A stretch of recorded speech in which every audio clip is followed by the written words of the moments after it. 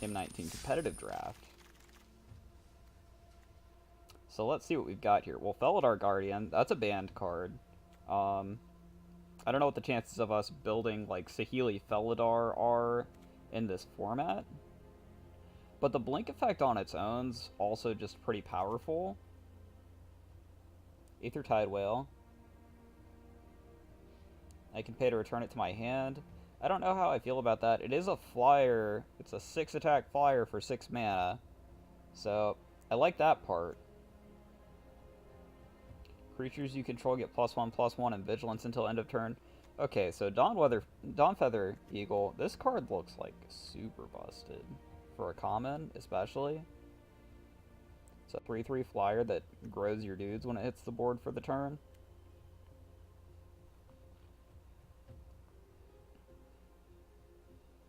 If I wanted to bounce artifacts for whatever reason, that could kind of be a cool card. I don't know how I feel about a 4/4 for 5 overall, though. I don't know a whole lot about Aether Revolt as a set. This is one of the sets that I do not have a whole lot of practice in.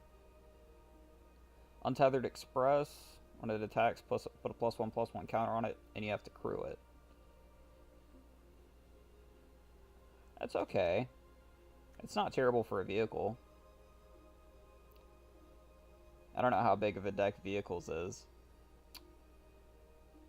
I want to say Dawnfeather's probably the pick, but like, Felidar is such a fun, janky card that I kind of want to try it out. But it's also standard banned. And I think I already have one copy of it. So I'm going to take Dawnfeather. And another Dawnfeather. Yeah, Consulate Crackdown's not good. And another Dawnfeather. Or do we take Hidden Stockpile at this point? Revolt tokens. We could be on black-white tokens.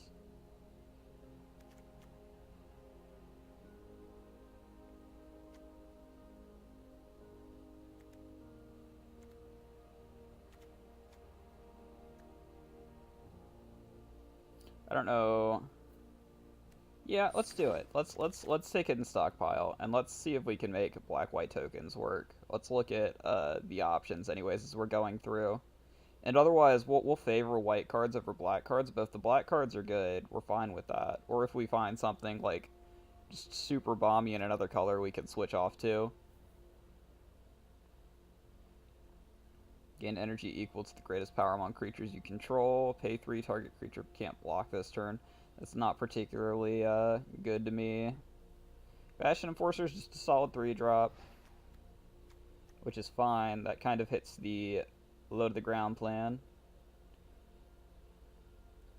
Sacrifice it, make player discard a card, activate this ability only anytime you can cast a sorcery. When it's put into the graveyard from the battlefield, draw a card. It does trigger Revolt, which could matter. Fourth Bridge Prowler. That's like kind of a cool spell, but it's not as useful as it would be if it gave either a -1/-1 counter or if it had flash, because you can't use it like fungal infection, which is my thought when I see it is like, oh, that's like fungal infection, and then you read the card text and you're like, no, actually it's not like fungal infection, it's way worse.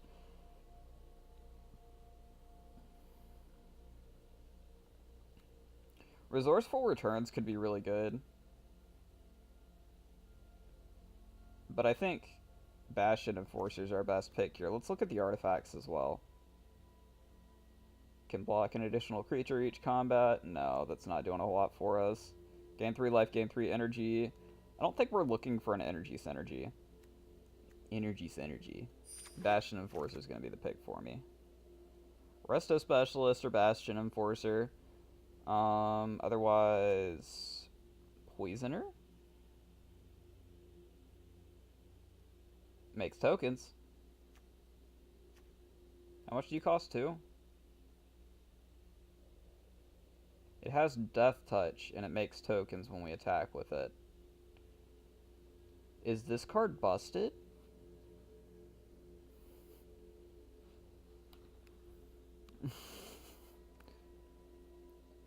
Let's try out Aether Poisoner. I actually think this card could be really good. It made a fancy sound when we clicked it too. That's always a good sign. Cruel Finality, instant speed -2/-2, and scry 1. That's a pretty decent removal spell, if you ask me. We also do have Vigilance Token Boy. We have Spire Patrol, which is a blue lean. Alright, so our best cards right now are, I think, Dawnfeather Eagle and Aether Poisoner. Dawnfeather's probably splashable at the end of the day. Bastion Enforcer, Hidden Stockpile. Hidden Stockpile is really situational, but I think we're going to make it work. I think I want to take Cruel Finality here. We just want the removal.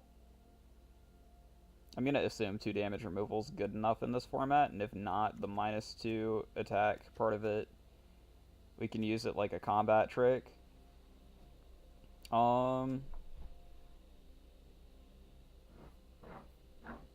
Renegade's Getaway is a nice little trick, but that's like only really great if you're I guess it's fine if you're ahead or behind, but I want to take the creature over the trick at this point. And I think that Aether Inspector is in the lines of things that we want to be doing.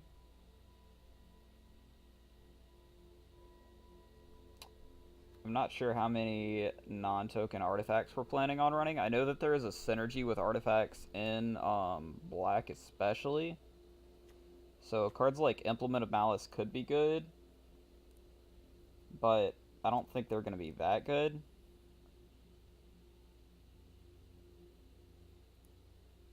We are going to have token artifacts on the board though. We're just not going to have a whole lot of non-token artifacts. I'm going to take another Aether Inspector.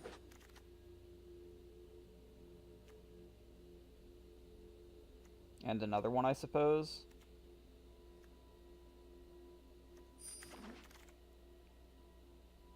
And we're just really on the go wide plan, so we do want to find some more combat trick type stuff at some point or another. This is cool, but like you need other ways to gain energy. I'm not really a fan of Reservoir Walker, a 3/3 for 5 that gives us energy. Hey, there's a payoff. Yeah, that's a payoff. We're taking that. Defiant Salvager. Take another one.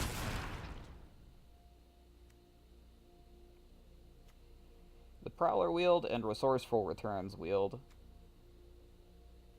We are going to have artifacts most of the time. I think Resourceful Returns is alright. I don't know if we'll run 2 of them, but we're going to leave just everything in for now, and we'll take it all out at the end and rebuild, I think, at this point. Midnight Entourage. Other Aetherborn get +1/+1. Are any of these Aetherborn? Dwarf, Aetherborn, Dwarf, Human.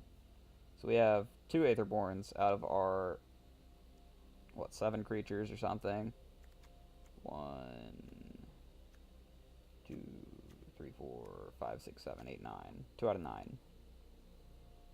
I forgot Dawnfeather Eagle. Vengeful Rebel. Ooh.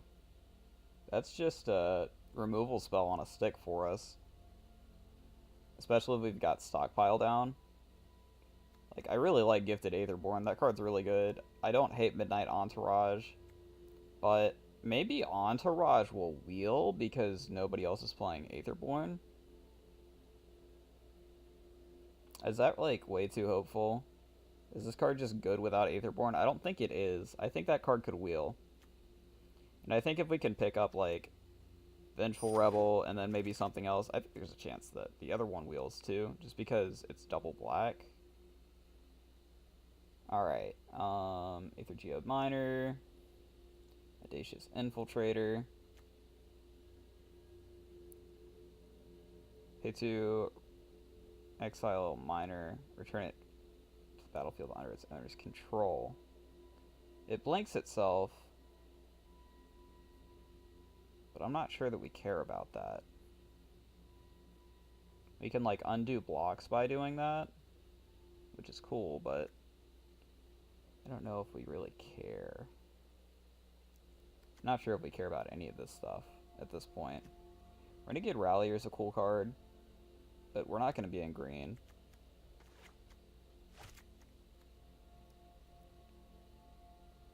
I mean, we could be in green, but I don't think we're going to be in green.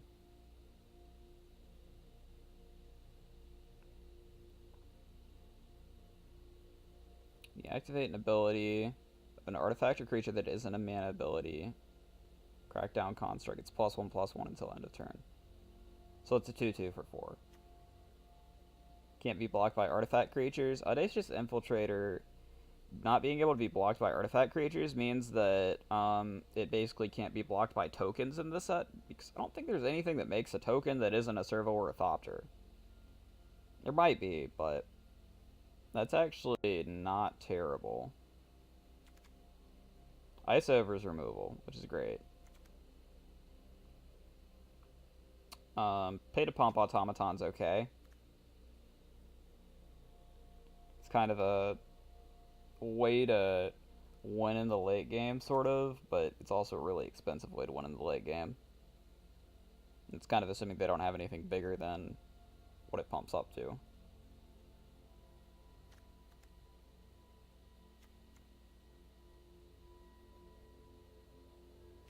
And take the 2-drop.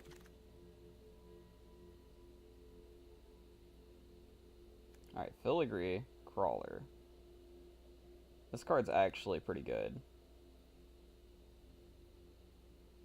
It's a 2/2 that dies and leaves a flyer behind when it dies.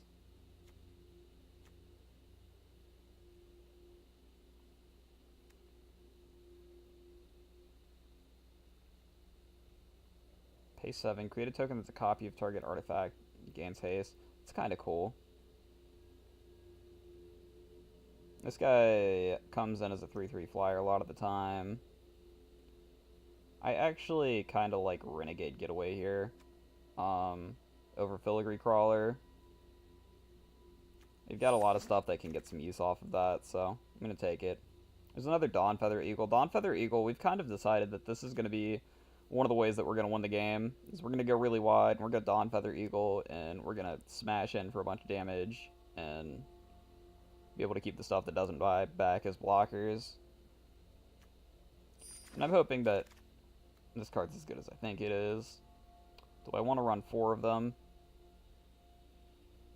Do I want to run 4 of them? I'm not sure. Defiant Salvager is also one of our really good things. Cruel Finale.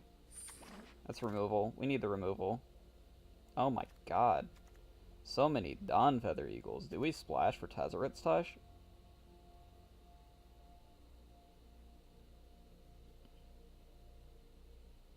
I don't think we do, just because we're running mostly tokens, right?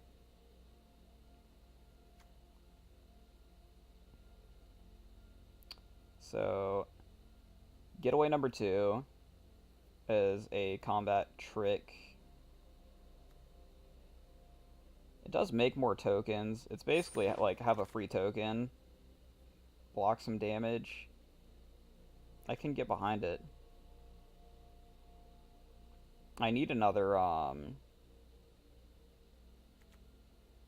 way to pump all my guys when I'm attacking, though, other than just Dawnfeather Eagle. I'm not sure if Dawnfeather Eagle by itself is going to be good enough.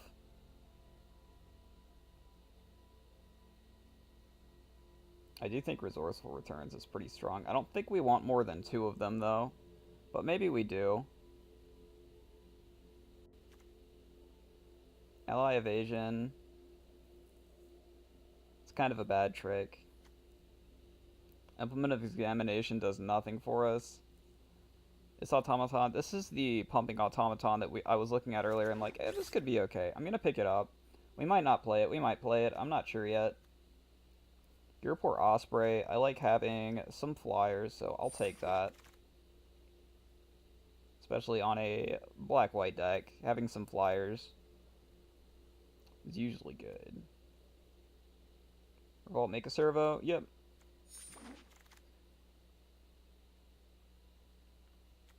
There's another augmented automaton. So white doesn't seem to be as open as black. Actually, no, that's not true. We actually, it just looks like that, but we've got like three of those, three of those. That's the black cards we only have two of, so it's probably fairly even. I'm not going to count it or anything right now. When you activate the ability of an artifact, no. We can try this. It might do okay for us. It might let us like make an attack that we couldn't otherwise make or something at some point. I think Filigree Collar is the take there. Which is kind of cool, because we're a little bit short on 4-drops right now anyways. And I don't think any of this makes the cut. We'll sideboard Implement. Aegis. Shipwreck Moray. And now we move on to Kaladesh. Unlicensed Disintegration. It's a good card. Foundry Inspector. If we had more actual artifacts that we were playing, Foundry Inspector would be real nice, but we don't. We're just kind of making our own right now. We've got a Cogworker's Puzzle Knot, which is actually probably the pick. Or Padim. Oh, but we'd have to splash blue. I don't know if that's worth splashing blue to give my guys my tokens hexproof or not. Probably not. Cogworkers is probably better. We are still looking for a big go wide type attacking and combat trick. Built to Last's pretty strong. It's not really the go wide trick that I'm looking for though. I'm gonna take Cogworker's Puzzle Knot and we're just gonna move on. Lost Legacy is a good card. But it's not that good in draft, I don't think.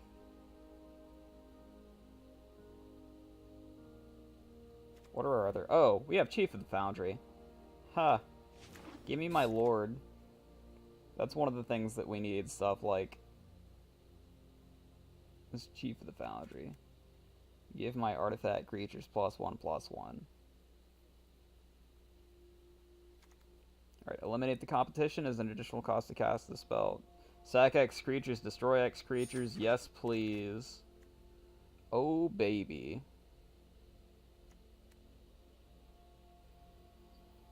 Metal Spinner's Puzzle Knot, that's a good card advantage tool. We don't really have any way to gain life though, I don't think.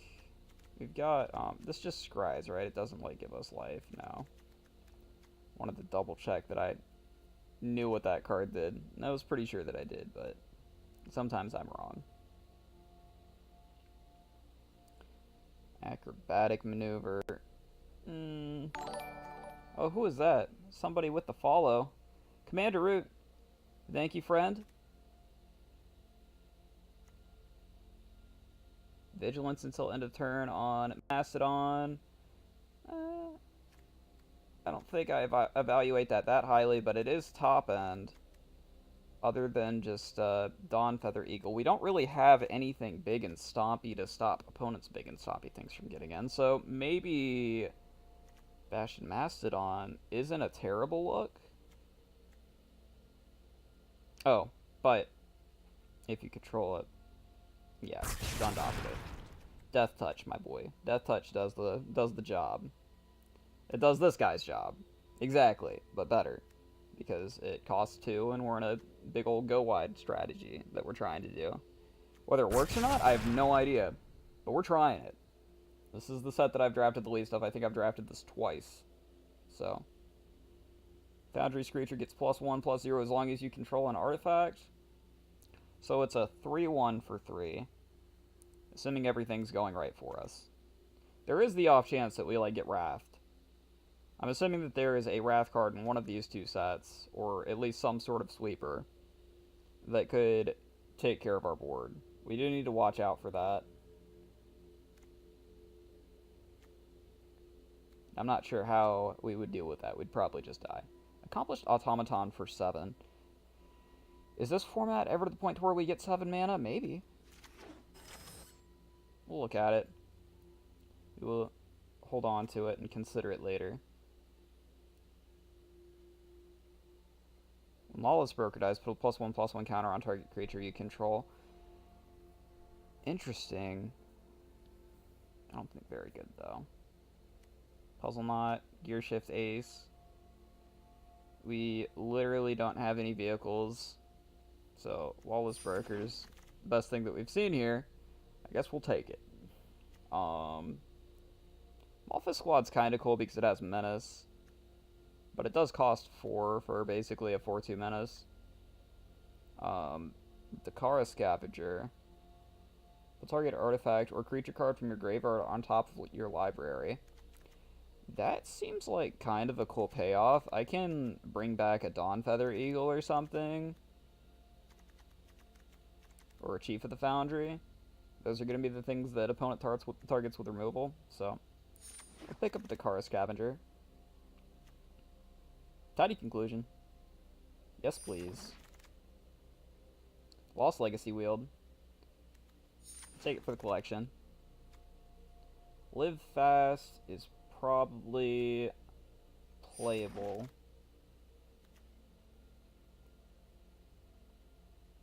Target creature gets +1/+1. We're not going to run that, but it's there. Alright. I'm going to take everything out, and we're going to start from scratch. Even though it looks like I see good signs looking at what our curve looks like. We look like we are going to be able to execute our strategy. Yeah, execute our strategy. Who's this nerd? Alright. Alright. Let's look at the top end first. This is N. I think this is N. Stockpile's N. Scavenger. Tidy Conclusion. Eliminate the competition. Yeah. Let's look at the top end for white. Dawnfeather Eagle. We want at least 2 of these. Probably 3.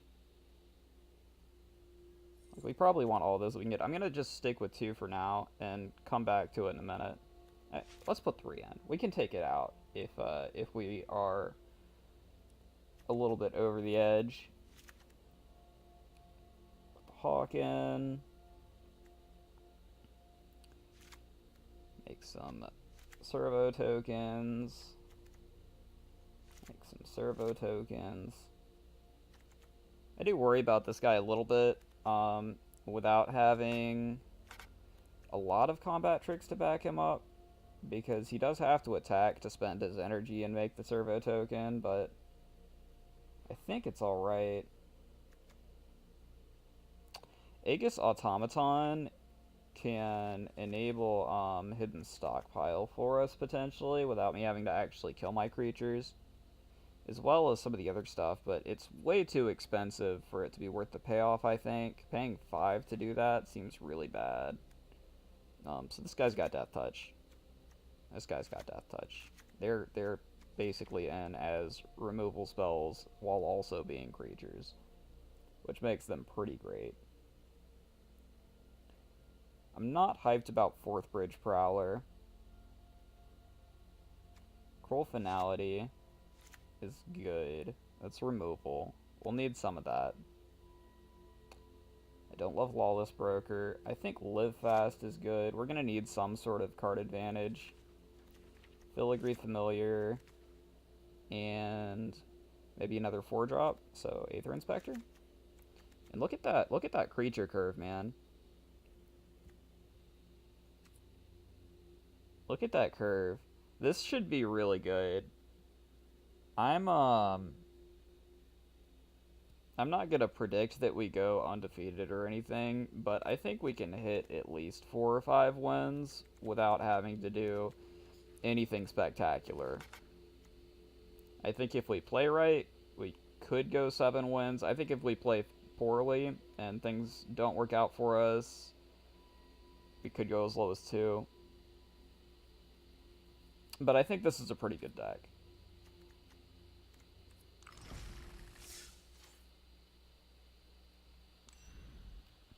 I definitely think there are decks that can beat it,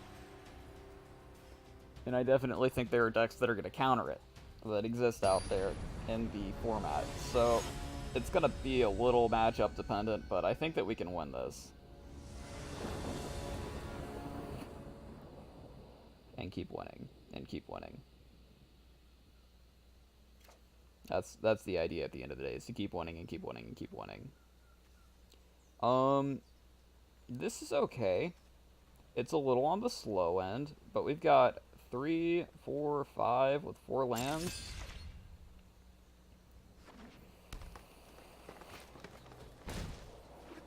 Renegade map.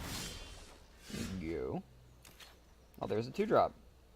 It's no longer that slow. It's now perfectly at speed.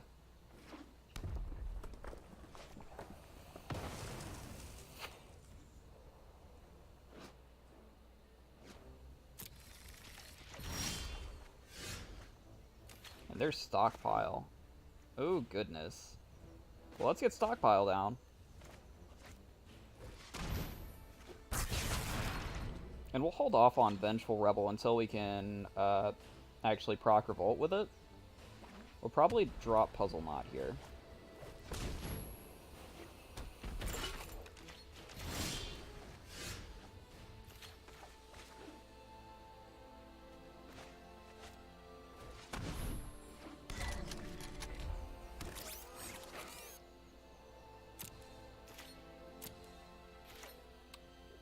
We can sack to Scry as well, because that only costs 1, which is great.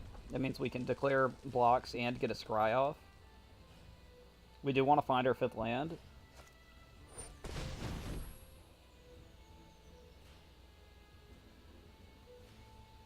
Alright, so we'll go ahead and Scry here because he's going to take our Servo token.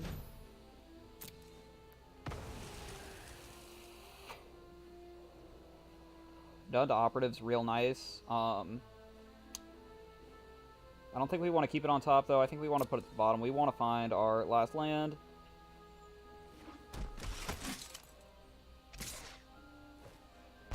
And we are going to have a stockpile trigger. Oh, no, we're not, because that only triggers on my turn. Haha.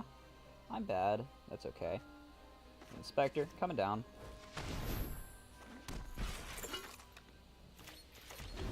Get some energy.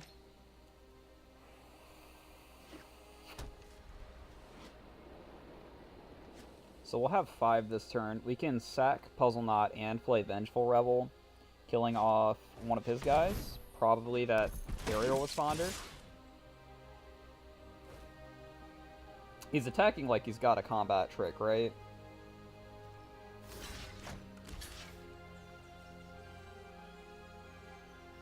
Do I try to call his bluff? I don't think that there's any point in trying to call his bluff right here. We'll let him beat in for 3. Use your life as a resource.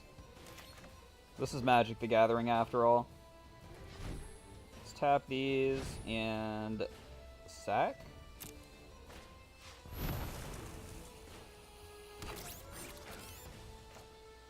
Drop Vengeful Rebel. And kill Aerial Responder. And get in with this boy. Start making tokens. Take action. Alright. We're doing what we want to do. We're getting off the ground, boys. Look at that. Growing the army. We've got 2 Dawnfeather Eagles in hand, so we'll drop the first one of them next turn.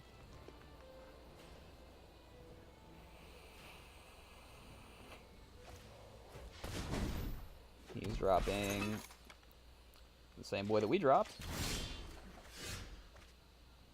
Hey, a swamp. I like swamps. Alright, Dawnfeather, do your thing. Boost the boys. Combat. Attack. All attacks. 5 attackers. Yep.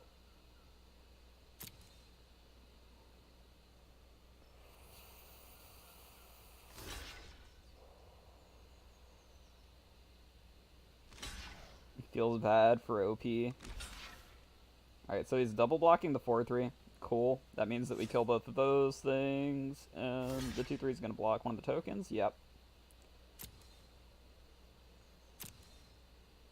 Oh, right. Sorry, Fairground War lives. I don't know why I thought that was going to kill both. That's fine, though. We did a ton of damage. We've got Revolt triggering. We get another token. In turn, these drop back to normal. Then we drop another Dawn Feather Eagle and do it again. And then opponent escapes. Cataclysmic Gearhulk. Oh my. Alright. So, we lose some of our stuff. We keep Dawn Feather Eagle.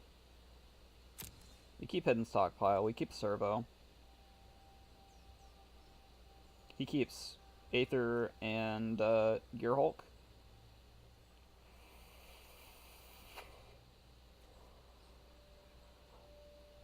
One, two, three. Submit.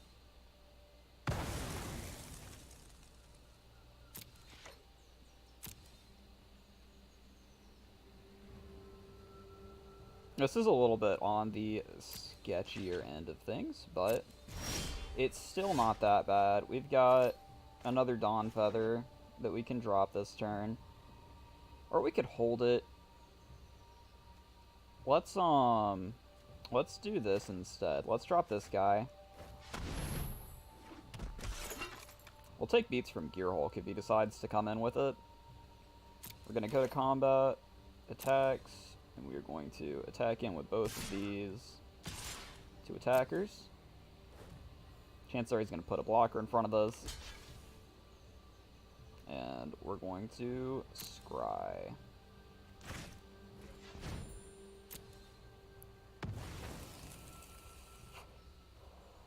Land at the bottom.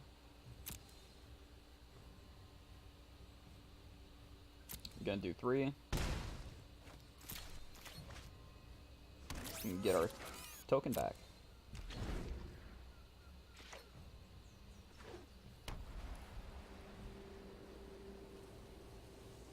We could chump the Gearhulk, but I don't think that we want to do that. I think we want to win. And chumping the Gearhulk doesn't win for us. Gain control of target creature until end of turn. Okay, yep. Sure. You don't get the ETB trigger off of that, so it's not that bad. You get to beat in for 7. Dropping us to be even with you.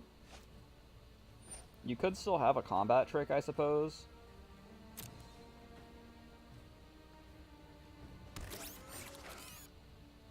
Blocks. We're just blocking here. We could double block that and trade the token to kill it. It has Vigilance, so it's worth doing. If it didn't have Vigilance, I wouldn't do it. But I'm calling that there's no combat trick in his hand on that last card. I'm willing to take that risk. My turn, we get Dawn Feather Eagle back. We could live fast to draw here, but that's kind of dangerous. Let's drop Dawn Feather Eagle. Instead. Go to combat. And we're going to attack with all, even though we're going to lose this guy. Because we get to make 2 servos off of them. So we'll take action. Blockers. He also has to make the bet that we don't have a combat trick, which we don't. He calls our bluff. And we will go ahead and sack to scry. Action on top. Full Cruelty, or Cruel Finality. What did I say? Cruel Finality's action. We can keep that on top. It is a decent removal spell. Dawn Feather Eagle gets in for 3. We end turn. We get 2 tokens. And we get to kill him in the air next turn, assuming nothing goes wrong here.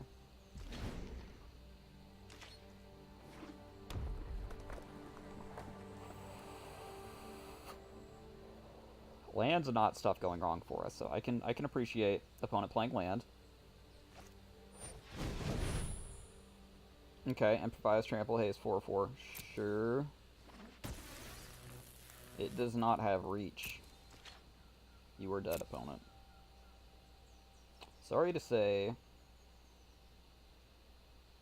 That's GG.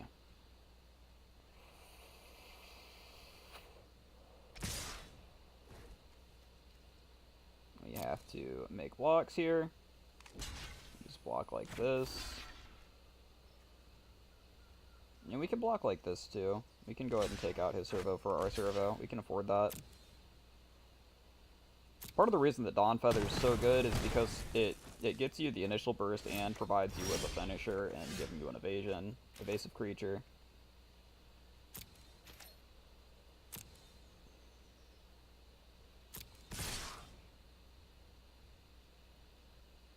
Okay, opponent scooped. Before we could click the button there.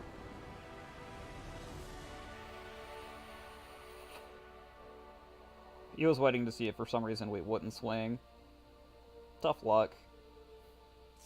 That's not happening. Hey, so we did unlock the Kicking and Screaming red-green deck. If we've got time after this, we will look at some of the monocolor decks and probably go through one or two of those today. I've played around with the mono green deck a little bit, and I think it's at a higher power level than a lot of the dual color decks that they had given us previously. So I'm kind of looking forward to going through each of the monocolored decks and giving them a try playing them and looking at the cards and seeing what's good. Alright, 3 lands is great. Puzzle Knot Stockpile again is a pretty strong start for us.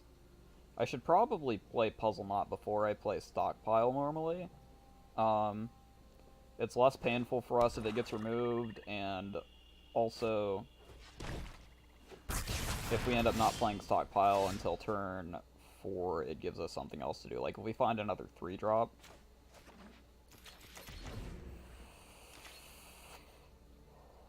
we can go Puzzle Knot, 3-drop, Stockpile, sack Puzzle Knot, get more servos, and then hopefully draw into Dawn Feather Eagle eventually. Renegade. So 1-2 Death Touch. There's the Eagle. The Eagle has landed. So here's Puzzle Knot. Ideally, top decks are 3-draw and then land. Or 3-drop and then land.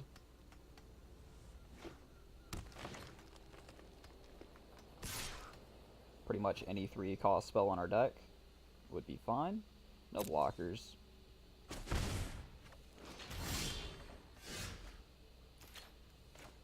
So, we don't have a 3-drop, so we'll just play Stockpile now. And we can play Aether Inspector next turn. We'll go to combat, we'll attack in.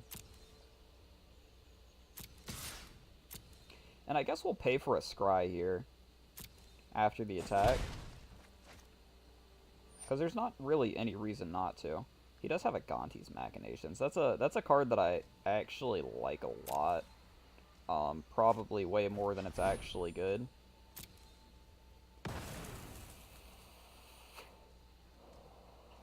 Fifth land? Yeah, I'll put 5th land on the top. 5th land gets us our Dawn Feather Eagle. Actually, that's 6th land, isn't it? Maybe I shouldn't have put that on top. We have some stuff that does cost double black, though. That basically turns on our whole deck. There's one card that costs 7 on our deck.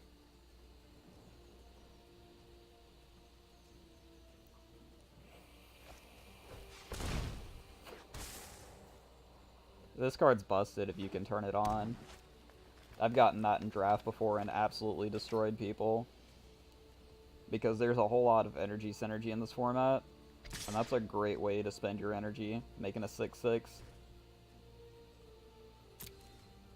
Especially, he's got the Gonti's Machinations down. Oh, is that a problem for us? That could be an actual problem for us. We could not attack this turn, just as a option. Like, play Inspector here.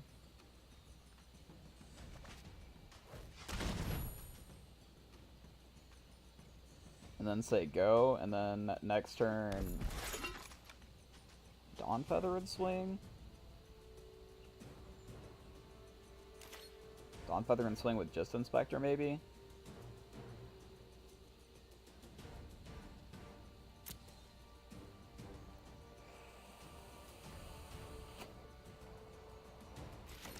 This, Narnum Renegade. It's actually a pretty big problem for us. It's not, like, gonna end the game, but this synergy, the synergy is so good. He's got some good stuff going on. Wily Bandar coming down. 1/1 that can gain Indestructible. It's pretty good against servos. This guy also could be running some sort of naturalized type effect. Almost every set green has something like naturalized, even if it's not naturalized. I don't remember what the effect is in this set exactly, but I'm sure it exists. Ooh, that's some plus counters. Demo plus counters. He's attacking with it, which I like. That's pretty good for us. We're not gonna block it.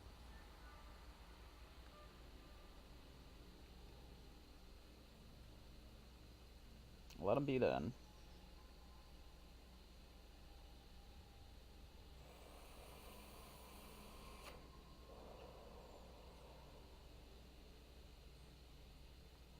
Okay.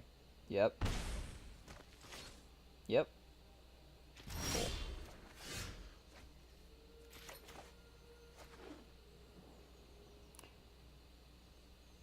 I think we're gonna go ahead and go with the Dawn Feather Eagle play here. Because it does let us swing past. With, Inspector. And we get to make our servo with Inspector. We could also, attack with both anyways, even though the servo is going to get blocked by the Architect.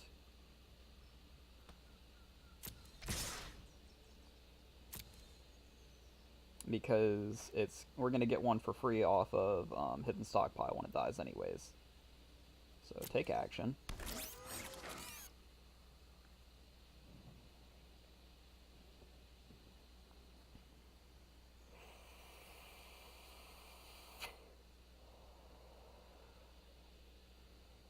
This also gives the opponent the opportunity to make a mistake and not block. Okay, he's chumping with the Bandar. That's fine. That means that he doesn't get energy off of Gonti's Machinations. And we get to kill one of his creatures. So, it still works out for us pretty well. We're about at the point where we could start chumping with servos if we wanted to. Against this, this Narnum Renegade. I'm not sure if chumping for 3 damage matters that much, though. We're at 15, so that's a fairly slow clock. He does have energy up. Not energy, but he has lands untapped that if he swung with Architect, it would pose an interesting problem for us. And that's, are we willing to accept that we're on a 3-turn clock instead of a 4 or 5-turn clock?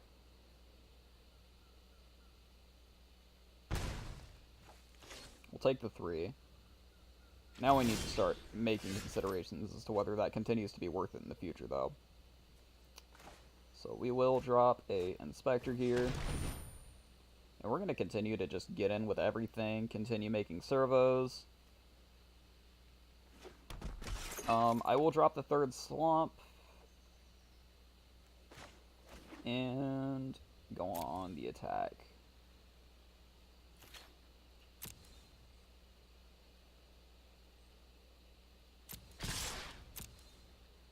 I might update my stream title to let people know what we drafted, because we were definitely on like a black-white, go-wide servo token plan, which is fun. Pay 2 energy. Yes, I will pay 2 energy. Take action. Blockers. Now, if he has, whatever the equivalent to an Arbor Armaments is here, you know, +1, plus X, and, reach, we could end up in trouble and lose our Dawn Feather Eagle. That's the only thing that we're really afraid of. He is not going to trigger Revolt for us. That's fine. We can trigger it on our own by sacking our Cogworkers Puzzle Knot.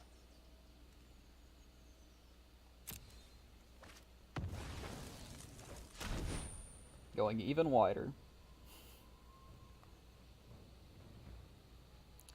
Let's see. Yeah, let's do that. Let's get on and update our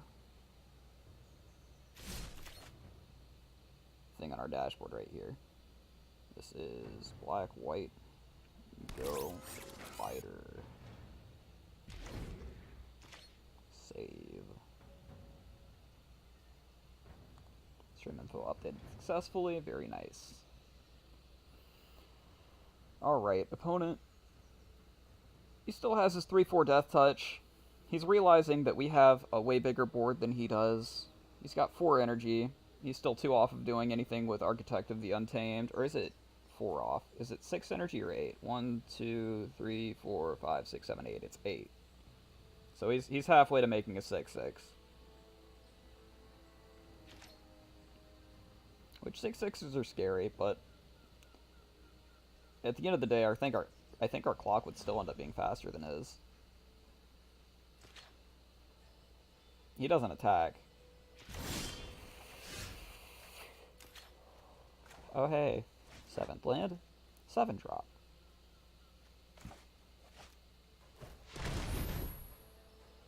It's the thing the opponent's saving his Renegade for.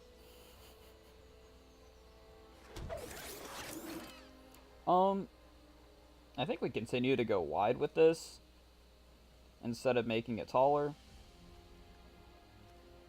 For obvious reasons, he's got the Death Toucher on the board. He's probably going to use it to trade on that.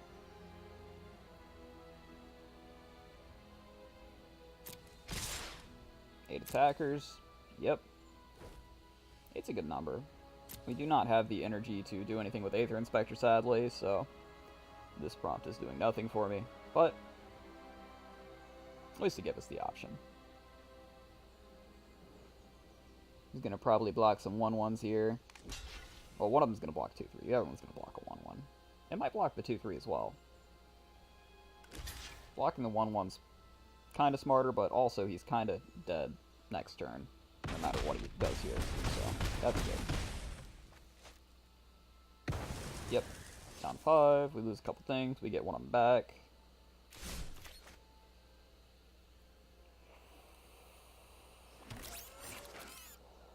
We have gotten lucky both of our games so far and found Hidden Stockpile really early. But I think even if we don't, we're okay. Just on the Inspectors and some of our good black cards. And then Dawn Feather Eagle. We've got 3 Dawn Feather Eagles, so there's no question that we're going to find that. I think in the future, I did see 4 of them. I think in the future, if I made this deck again, I would take a 4th one. I wasn't sure that I would, which is why I didn't. Alright, so we get to put Cruel Finality on top, which is nice. That is going to kill off his Eager Construct. In the future, I'd take a 4th one for sure. This card's just busted in a go-wide strategy. It's so good. Yep.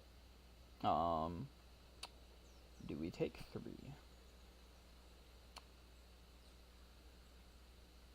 I think we do. Actually, I think we can chump. I think chumping's fine. Let's chump. Let's chump as a just in case. Why is that pointed at 2 of my guys instead of just 1? It's not, actually. That's just the game looking funky. Alright. Cruel Finality. Kill a thing, scry 1. Yep. I don't know why he would attack with this when it doesn't have Vigilance. Maybe he has, untap, combat trick. Live Fast. Live Fast is good here. I can accept having some extra card draw on top of the deck. And let's go to combat. Let's get in. And hopefully finish this up. I don't think there's a whole lot of stuff in here that's going to stop us from ending the game. Maybe some sort of fog, but that would prevent all combat damage. He wouldn't actually slow us down any with that.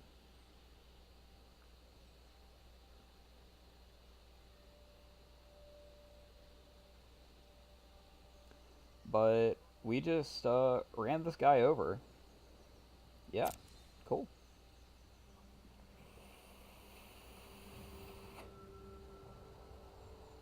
Goodbye.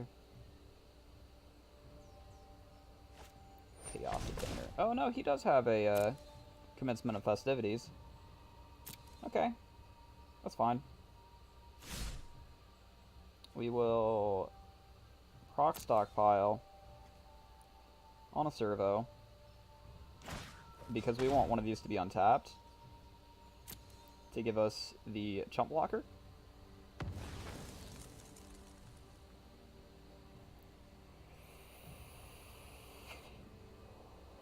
At the end of the day, that's basically all that's about. We're still keeping the card on top. And we're keeping the planes in hand. There's no reason to play it out.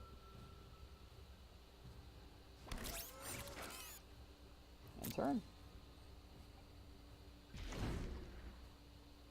Stockpile so good. I love that card.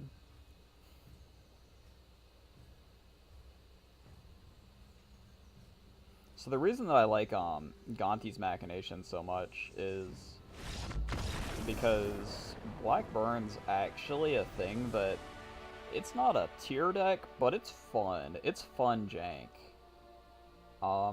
I've managed to, not in this game, but in Magic Online back when I was playing, I built a Blackburn deck, and I was like, I wasn't undefeated with it or anything, but I'd go on win streaks with it. It was a ton of fun. Alright. Game number 3.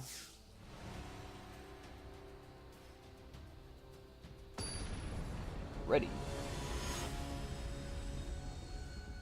Playing against Wootnan.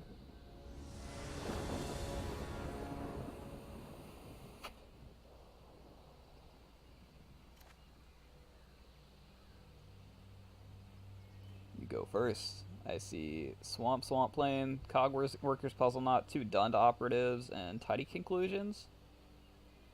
Yeah. Keep. We'll go Operative into Cog Workers and start beating in.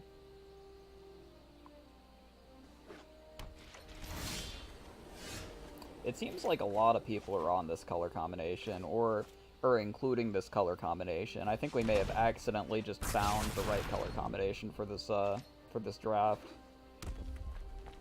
because we did just kind of stumble upon it.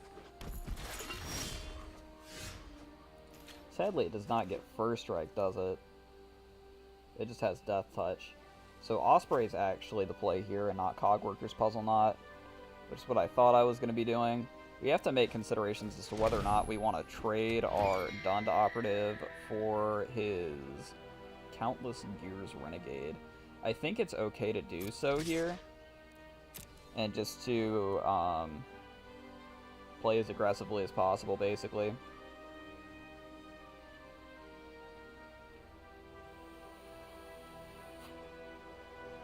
His response should be to trade, in my opinion. Yeah. Because we're going to get out in the air a little bit here. And then we're going to drop Puzzle Knot and a second Operative next turn. And we can make sure that the second one can make a better trade than just trading 2-2 for 2-2.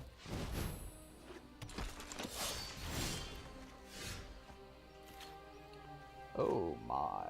There's one of the good cards that we are actively looking for. Chief of the Foundry is going to be pumping our Servo Boys to be much larger.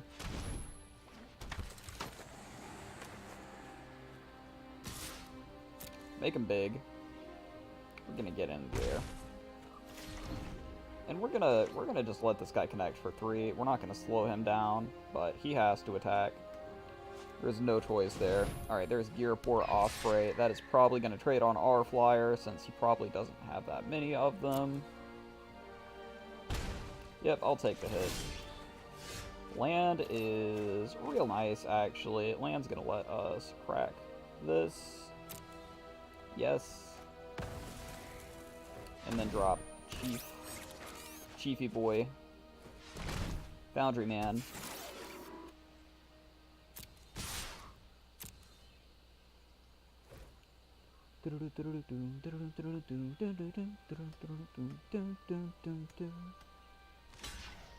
Some Mega Man theme for you.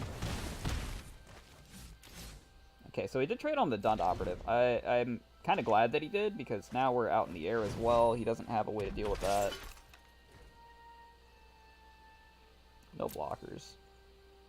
We can tidy conclusion something here if we feel like it. And I don't see any reason not to. Do we take care of his 2/2? That's the blocker, the only blocker that we have to worry about right now. Or we could also wait. I mean, he has one white source up. There's some chance that he has a combat trick. I don't think it's super high. I'm going to hold the Foundry Inspector back anyway. We're just going to beat it in with these three. See if he makes a trade.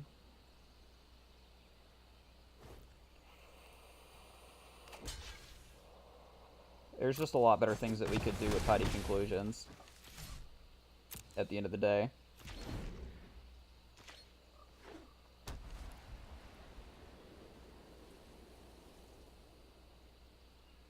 And he is going to keep finding more lands and playing better stuff.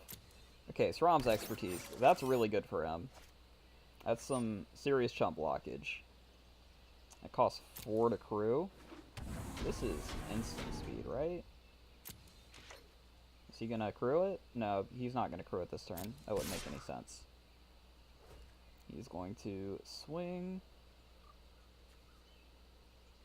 We're going to let it go. Let it go. Let it go. Take 3 face damage, say go. Alright, Aether Inspector. We want to hold up tidy conclusions here.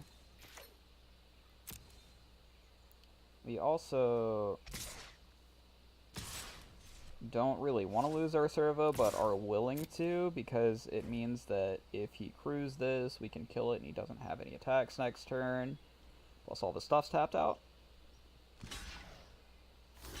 So there's the double block, yep.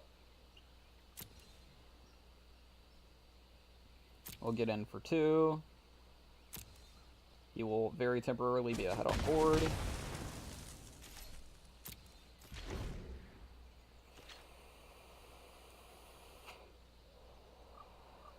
Very temporarily, assuming he doesn't have something else to do.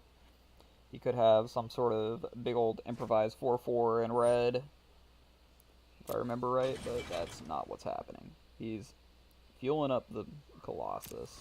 Okay. So, we want to kill this. I'm just going to kill it now. This does have to die, because Peace Walker Colossus, that little bit of text on it that says another target vehicle you control becomes an artifact creature until end of turn, is almost as scary as the fact that the thing's a 6/6. You get a couple of those on the board, and you pay 4 each turn, and you just beat in. Beat in for 12 every turn, you know? So, we want to kill that. And now he is going to Chandra's Revolution or Osprey, and not our Chief of the Foundry. Which I'm kind of okay with. Do I live fast here? We're going to live fast. We might die young as well. But not necessarily. Do I swing in for 2 to prevent taking, or do I prevent taking 1? I'm okay with swinging in for 2, I think. Actually, hold up. So, normally swinging in for 2 something, I'm into it. I prevent 1, that makes sense. But if you look at the way that the clock goes, like the number of turns that we have left, it's actually better to sit back here. If he gets in for 4, we're at 6, and it's only 2 attacks from this guy to kill us at that point. If he only gets in with this, we're at 7, which is more. Makes it 3 turns to kill. 7 and 8 and 9 are all going to be pretty much the same as far as that's concerned. So, hope and gear 4. So he's forced to only swing in with that. We're going to say no blockers. We're going to drop Scavenger on our turn. That's going to be nice because it's going to be able to kill this 3/3 finally. And we can start bringing some stuff back from the graveyard. Artifact or creature means we could choose any of our stuff. We're going to take Dawn to Operative, because Death Touch is a good effect. Take action. It's going to go right to the top. We're not swinging. We're holding back blockers still. But we can drop that. We can drop Dawn Feather Eagle. We can drop Aether Inspector. We've got stuff to do now. Dawn Feather Eagle. Okay, that's good. It's good for him. Not good for us, obviously. But we can kill this, and we could kill this as well. We can't deal with a Quicksmith Genius, so we're gonna take a lot of damage here. We actually, we might lose this. Oh no. Maybe I block Quicksmith Genius this turn instead of blocking this, or we block with Foundry Inspector as well, just to buy time. I think I kinda have to buy time, right? So let's kill Quicksmith Genius because it matters. And let's chump block this.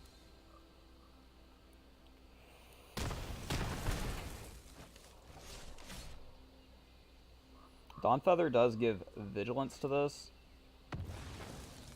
He sacks the Hope of Girapor. What does the effective you do? Until your next turn, target player who was dealt combat damage by Hope of Girapor can't cast non-creature spells. Okay.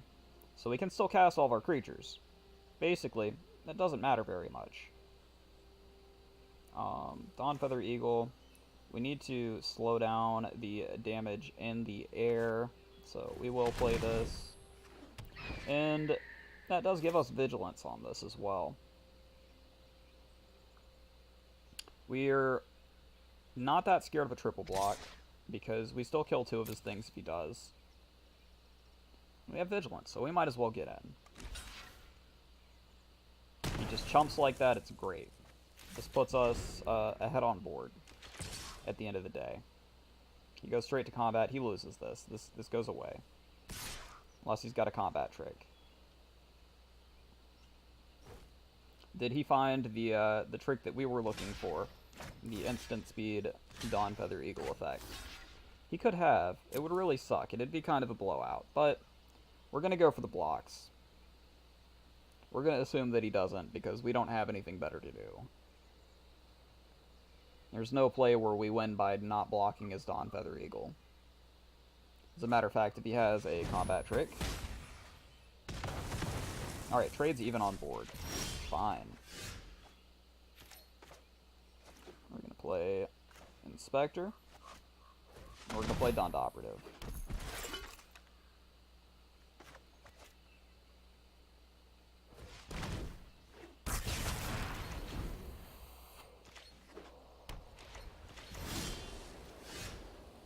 And we're going to play Stockpile. Oof. So good. We're going to go to combat, and we're going to attack with everything. We're going to pay to make servo. Take action. I think we just ran our opponent out of action, and hopefully that means we win. We hit him to 3 here. He has to have 2 blockers, basically.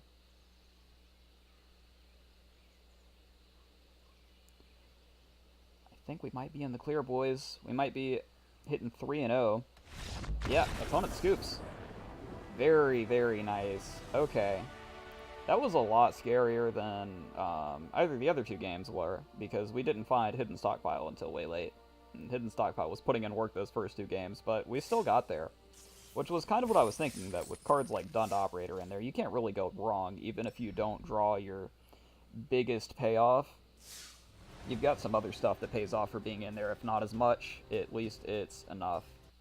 And, yeah, moving on to game 4. 3-0.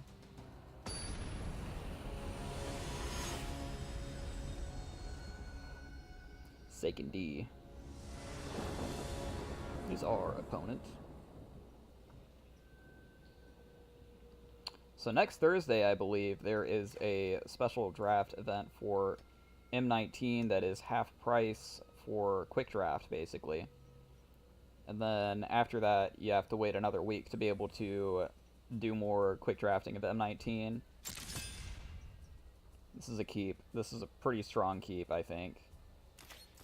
Puzzle Knot's so good, man. In draft, I think Cogworker's Puzzle Knots.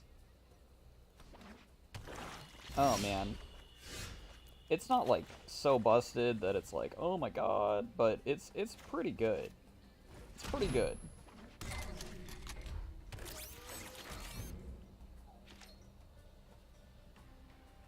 In the right deck, it's pretty good. It's probably pretty bad if you're not built to do what we're doing. Universal Solvent. It's a good way to get rid of something. Let's go to combat.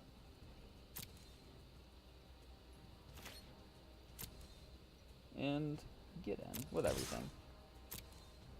Which is just a servo, but it's still everything. Now we need to make a decision. I could sack Puzzle Knot. I could drop this for tempo. I could drop this for tempo. This I don't want to drop for tempo. This I really want to trigger a Volt on, right? This is kind of okay to drop for tempo, but not great. I think I'm going to do it. I think I want to keep the pressure up. So we're going to drop Countless Gears Renegade for tempo. No value. Feels bad, but we are the aggressor, it seems. Opponent is on Universal Solvent, so we're definitely getting on the board earlier than they are at this point. Live fast. That's kind of great for us. We'll go Swamp. We will go to attacks, and then we'll drop Aether Inspector. Almost certainly.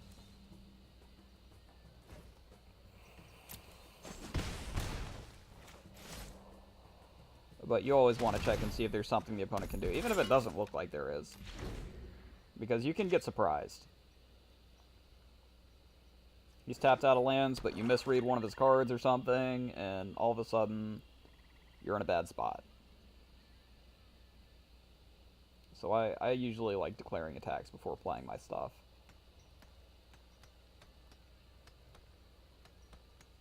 Leave the land untapped. Represent that you've got something else to do.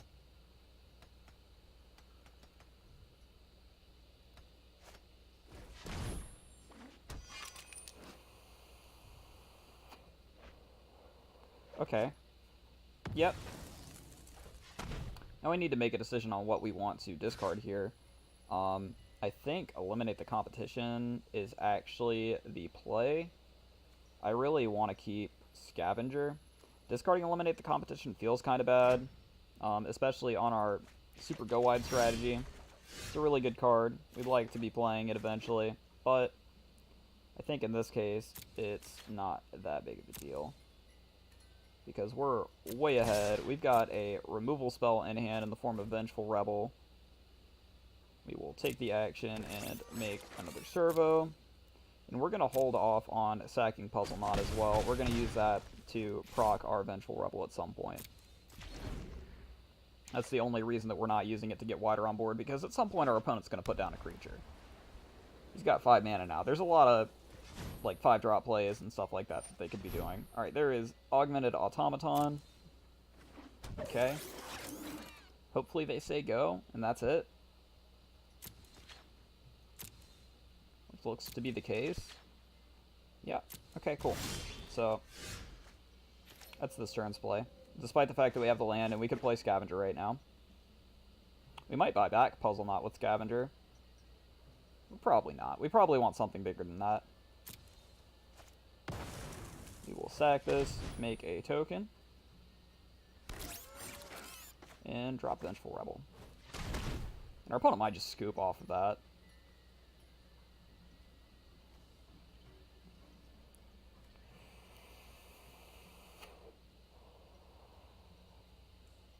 They might. They probably won't, but they might. So let's target Automaton. I'm glad that I had a bug yesterday off stream when I played through the tutorial stuff, and then I played like 1 or 2 games afterwards where I went to claim gold and it froze up on the reward stream. We haven't run out into that on stream yet. I have looked and seen a couple of sort of workarounds. You can like go into the tutorial by hitting escape and going over to it, and then exit the tutorial or something to make it go away. Or you can just restart the client.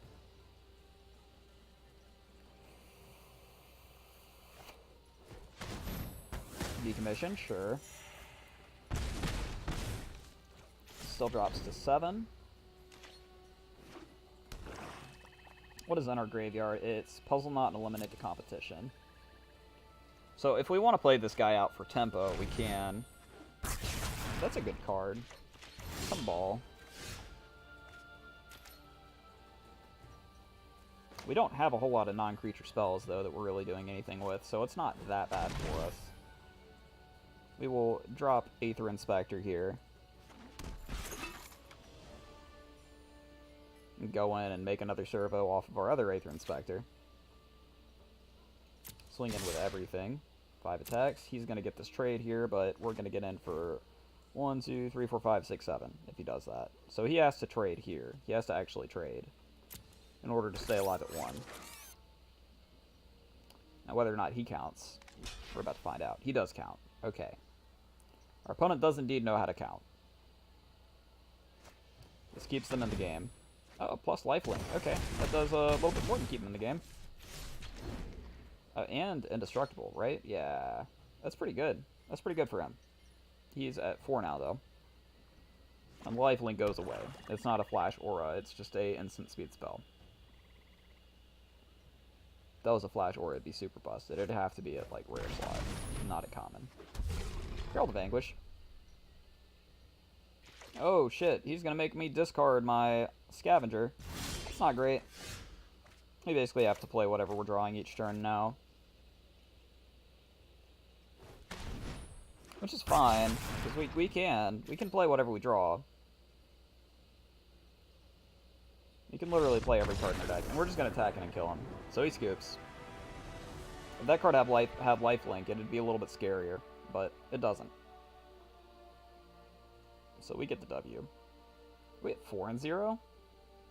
Is this about to be the perfect run? That'd be great. I was predicting that this deck was pretty good. I didn't think it was this good. I didn't think we were going to be at 4-0. I thought we were going to be at 4-1 or 4-2 by the time we got here. I definitely thought we'd go at least 4 wins, but I didn't think that it would be 4-0.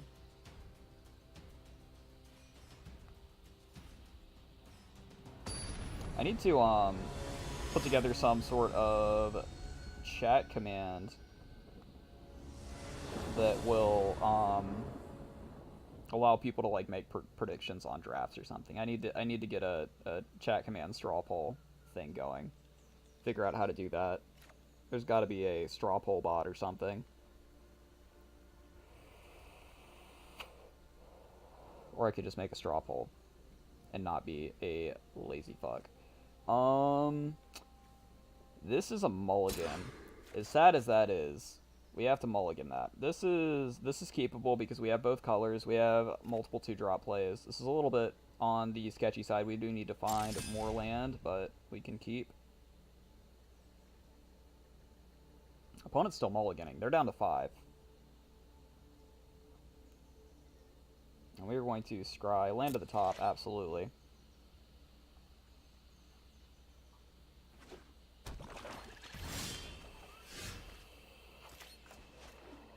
Land go.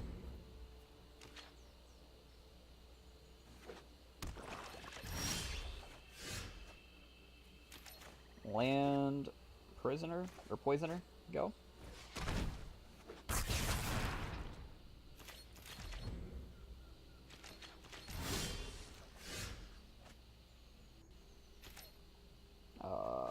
Planes, combat, all attacks. We want to declare our attacks first. Get our servo token down. Take action. And we are going to probably just play Dunda Operative here. And opponent's going to be like, oh my god, he's on mono death touch, what do I do? The opponent's stuck on 2 lands. Oh, feels bad for opponent. He scoops! Alright, 5-0. Very nice. This is about to be one of the quickest drafts. This might turn out to be the quickest draft that I've ever had.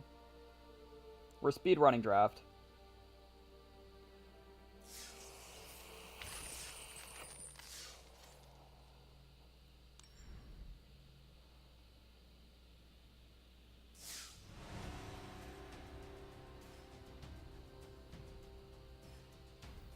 Though I guess speedrunning draft would mean that we'd actually have to go through the draft phase fast. I wonder if that'd be a fun thing to do on stream. Would just to try to see how quickly we can actually get to 7 wins in a draft. I don't think I'm good enough at drafting yet to where I'm confident like trying to take that on as a challenge, but like go into a quick draft, pick your 40 cards as fast as you can and just rush to the end.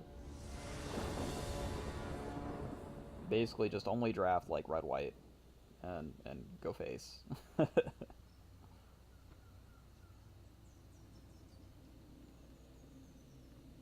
Red white, red black, or green white.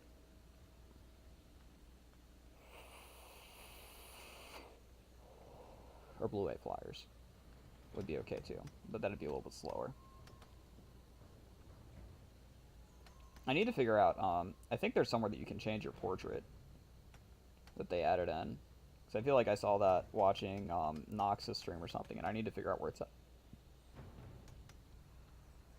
That boy Noxious. Professor Nox.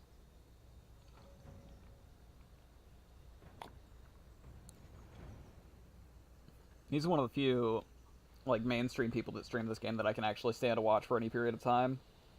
I've got a whole bunch of people that are averaging between like 20 and 100 viewers that I love watching. Andre Liverod, for example, Adam and MTGA. There's a bunch of good people that stream this game. But most of them are in the lower view counts. Which is kind of sad to me. I do like seeing the people that I like streaming, obviously, be successful at what they're doing. Because that's both encouraging to me as a person, and just like seeing support for the things that you like is always good.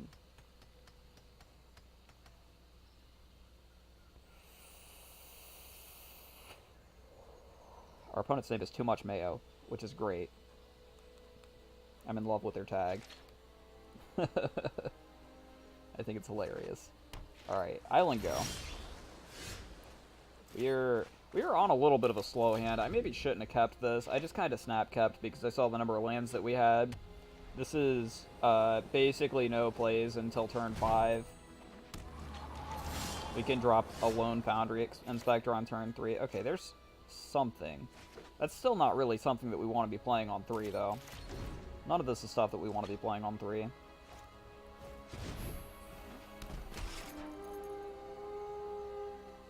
And now opponent has his Aether Geode Miner.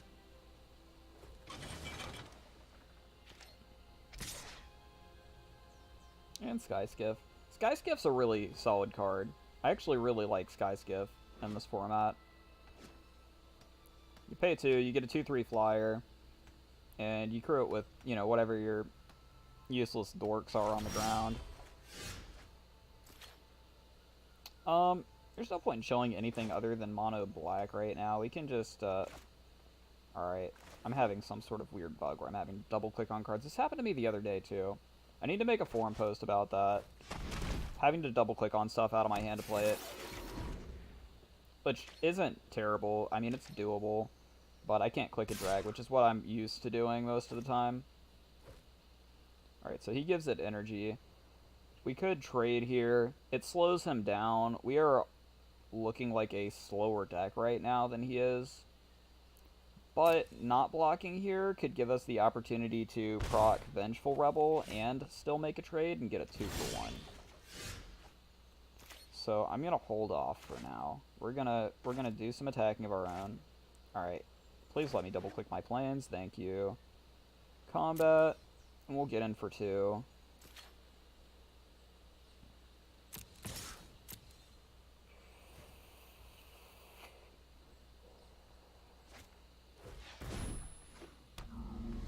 Okay, yeah, he's got something that's kind of gonna ruin our plans here, because we don't really get to do anything about that. That having flash is pretty strong, huh? Alright. I'm not tempoing out Vengeful Rebel. That feels so bad. I just refuse to do it on principle. We're gonna lose this game, probably. We're way behind on board. We'll get Dawn Feather Eagles out. We have double Dawn Feather Eagle. There's a chance that we could come back from this. We also have Eliminate the Competition. If we can get our tokens rolling, we've got a way to come back, for sure. We've got multiple ways to come back. It's not over yet. Okay, we have triple Dawn Feather Eagle. I think saying that we have multiple ways to come back might be an understatement. We might just be winning.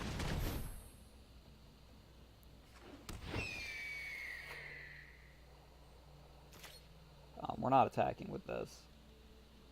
We're not just giving him free energy. There's no point in that. Despite the fact that Dawn Feather Eagle is basically coming out for tempo here, not giving us any value, having 3 of them is going to take our opponent down to really low health really fast. We're going to do 12 damage and be representing 9 worth the flyers on the board, unless he's sacrificing his Sky Skip to it as a blocker.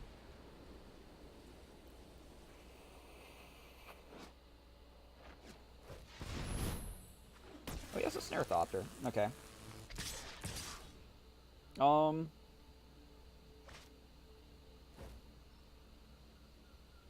do I feel about blocking? I think I can give up one Dawn Feather Eagle.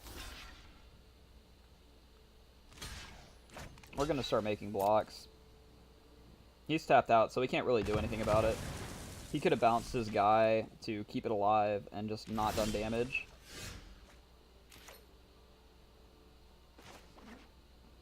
But we've got more where the first Eagle came from.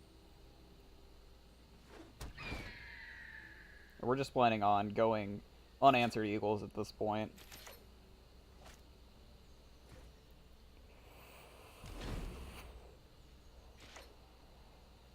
Shielded Aether Thief's pretty strong as far as a little bit of extra card draw. I haven't really put a whole lot of consideration into that card. I rated it pretty lowly because I was just like, hey, it's an 0-4 flash blocker. But when you add the card draw phrase onto it, it actually gets okay, especially the amount of energy synergy in this set. Say that 5 times fast. It ends up being an okay card. It's probably like a 3 out of 5 or something. If you're in a slower deck, or if you're in flyers and looking for stuff to just hold back the flood on the ground. Aether Inspector. Yep.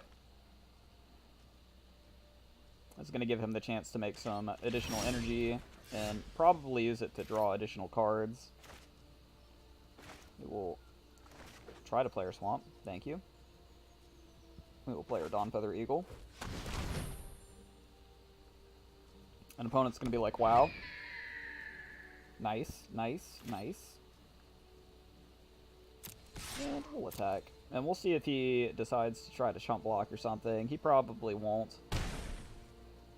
But there's some off chance that he would chump block his Sky Skiff.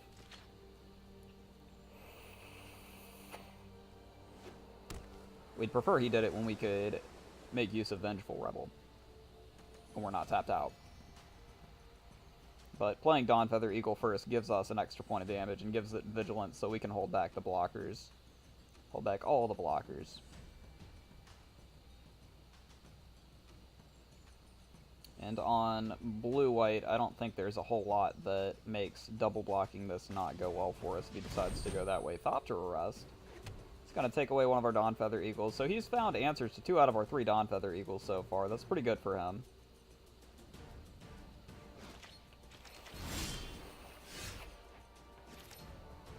I like that Eliminate the Competition says destroy X target creatures and not opponent sacrifices, because I get to choose. I get to pick what I kill.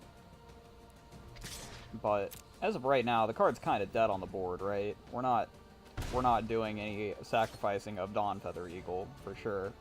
Do I play down Vengeful Rebel right now? Just to have it down. I think the answer is no. I think the answer is also to stop attacking with Dawn Feather Eagle. As sad as that might seem, we're just going to be holding back on it for now.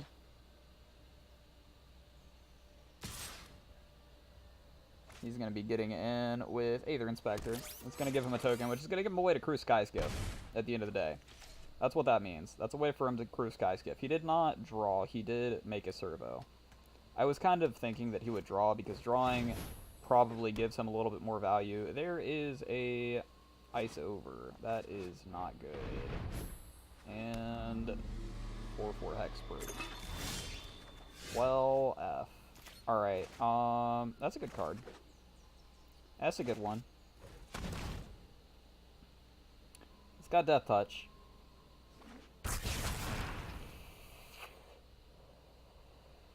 That might make him a little bit reluctant to go in with his 4/4 on the next turn. And then we can swing back, make a servo, and eliminate the competition on something potentially. We can't target this down though. This only targets creatures. It does not target enchantments, so we can't get rid of his Thopter Arrest or anything. He could crew Skyskiff with this 4/4. That's probably the play, is crew Skyskiff with the 4/4, get in with Skyskiff, the servo, and the 2/3. Yeah, he's asking us now, hey, are you okay with this? And we're saying, yeah, we're okay with this. This is alright. No blockers. It's not good, but we're kind of forced to be okay with it. Improvise draw 3, ouch. Yeah, this game's not looking good.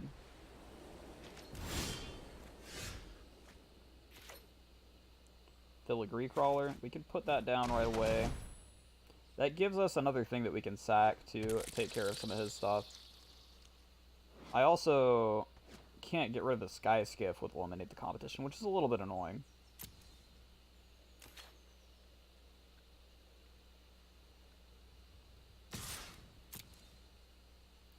We'll offer a trade.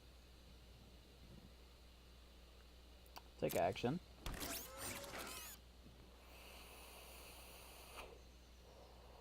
I'm kind of hoping he just decides to take one.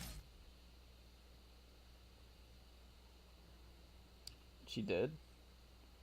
Alright. Let's do it. Eliminate the competition. Sacrificing 3 or 2. Let's just go with 2. We'll sack you and you. Oh, cancel. That's not sacrifice.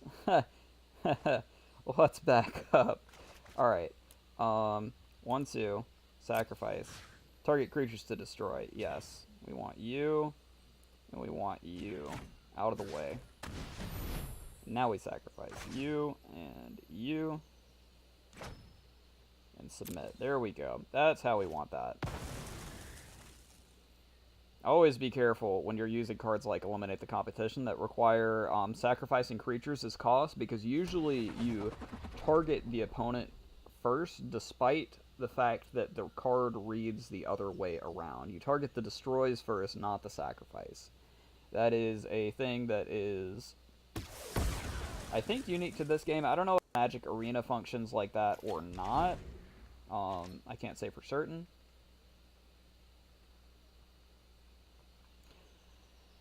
Alright. So he can basically only get in for 2. And we're getting back in for 2 as well. Okay, so... Right, he's getting in for 6 because I fucked up and tapped my, my guy. But I had to tap my guy. We had to tap my guy to make the, stuff to kill his stuff. Maybe I should have just done 1 and not gotten rid of the 0/4.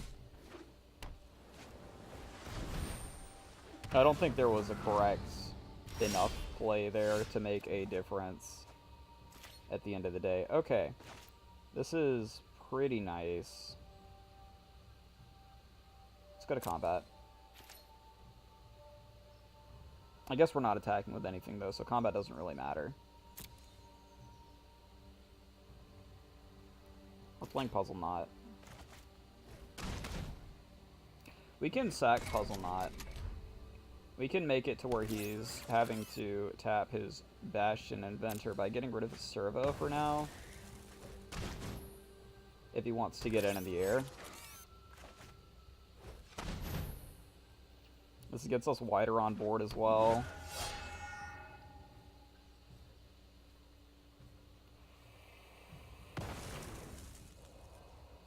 But he kills us in 2 turns.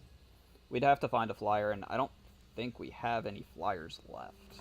I think we're just out of flyers.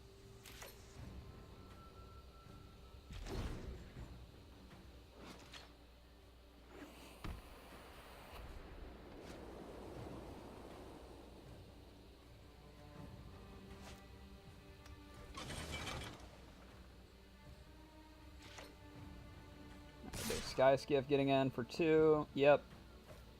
Take our beats. Can't do anything about it. Puts us to 2. Your turn. It's a swamp.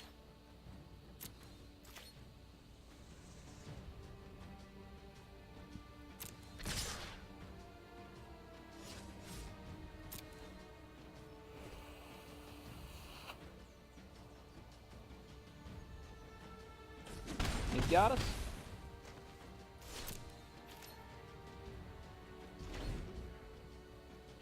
He just gets in with Sky Skiff. Well, that slowed down our speed run a bit. We're not gonna make world record pace at this point. Putting us at 5-1, I believe.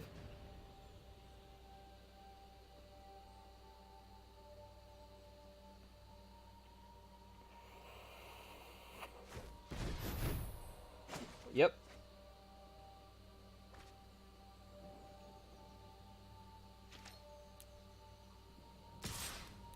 We'll let him kill us.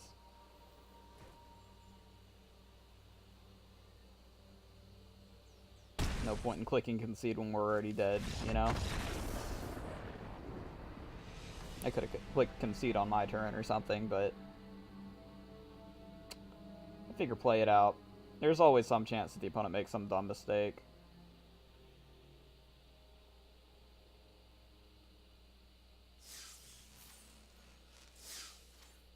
It's not very likely, of course, but it exists. There's a chance.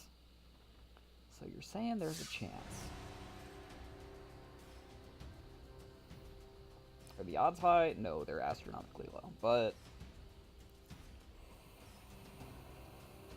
the chance exists nonetheless. Hey, it's too much Mayo again. We're playing against the same guy. Give us a better starting hand. Honestly, if we can get a little bit of a better starting hand, I think we can beat his deck. His deck's not that busted. He's got good removal for our flyers and stuff, but if we can force him to focus on stuff other than flyers, and then Dawn Feather Eagle just becomes our finisher, execute our go wide plan, which we did not get to do that game, then we'll stand a lot better chance. Let's mulligan this. It's basically unkeepable. This is better. Not a lot better, but it's better. We get scries. We get to kill some of his early drops. And let's say hello, since we're playing against the same guy again. Scry that to the top. Yep. Give us a 4-drop play, hopefully. We still need to find land, so being mana screwed here would kind of suck.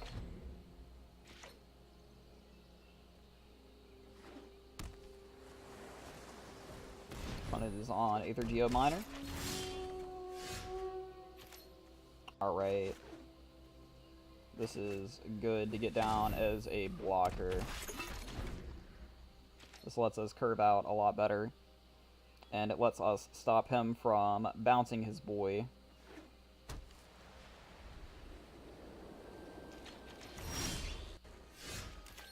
Very nice. Alright.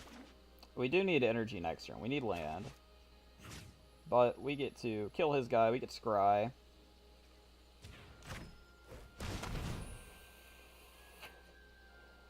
As long as the opponent doesn't negate us or something. Land at the top. Yes, please. It's exactly what we want.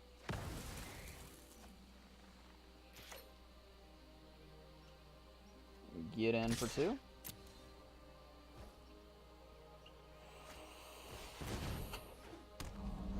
One shieldy boy, that's fine. We can Cruel Finality that next turn and kill it. Because we get to Cruel Finality it in response to blocks declared. Which ends up being pretty nice. And we get to look for more land that way too. So we'll go to combat. Declare attacks again. He's like, why would you make the same mistake twice? And we're like, it's not a mistake though. We have the plan.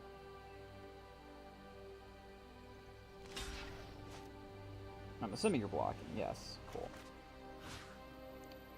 Let's kill this.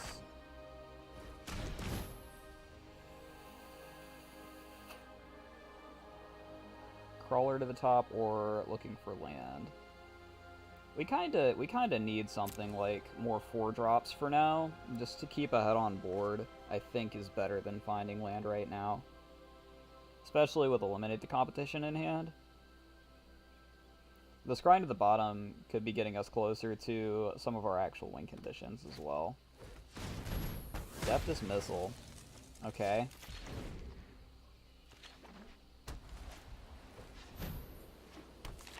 That's gonna put us to sleep a little bit. We'll drop this boy and get some energy.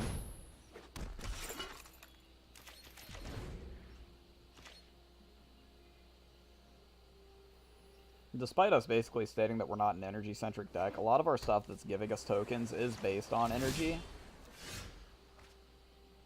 It's just not the main focus here.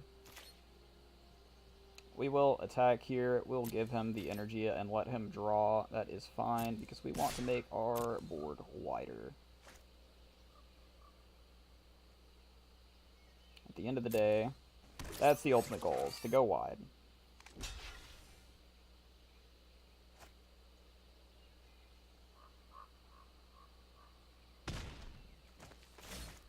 We'll drop Filigree Familiar.